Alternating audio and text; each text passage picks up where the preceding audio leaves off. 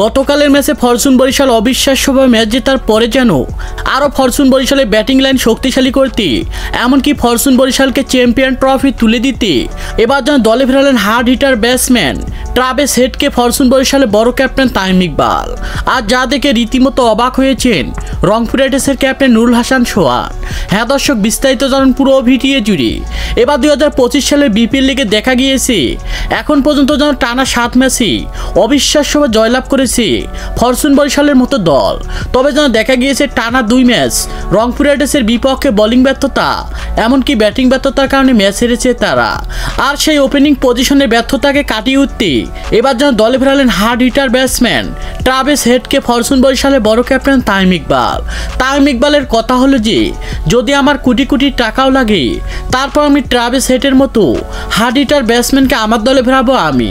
কারণ হলো যে আমার কাছে একটাই কথা হলো যে কোনোভাবে ফরচুন বরিশালকে চ্যাম্পিয়ন ট্রফি তুলে দিতে হবে আমাকে। এই প্রত্যাশা নিয়ে যেন একের পর এক হার্ড হিটার ব্যাটসম্যানকে দলে ফেরাতে ব্যস্ত হয়ে পড়েছে ফরচুন বরিশালের বড় ক্যাপ্টেন তামিম ইকবাল। আর তার মধ্যে যেন ভক্ত সমর্থকদের চমকে দিয়ে ট্রাভিস হেডকে তার দলে ফেরালেন তিনি।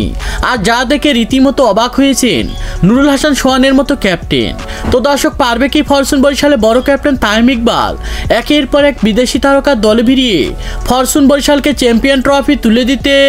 সে বিষয়ে আপনাদের গুরুত্বপূর্ণ মতামত জানাবেন আমাদের ভিডিওর কমেন্ট বক্সে। ধন্যবাদ।